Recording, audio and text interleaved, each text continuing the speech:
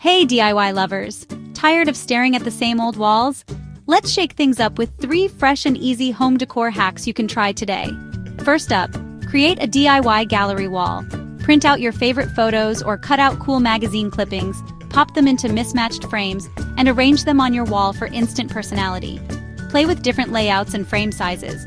No art degree required. Ready to add some life to your space? Try painting your own plant pots. Grab some plain terracotta pots, splash on your favorite colors or patterns, and fill them with easy care plants for a pop of freshness. Last hack, make a simple yarn wall hanging. Cut strands of yarn in different colors and tie them to a stick or dowel. Hang it up for instant boho vibes. No weaving skills needed.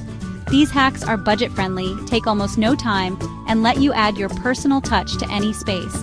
So next time you're itching for a change, grab what you have and get creative. Your home should feel like you, unique, inviting, and always evolving.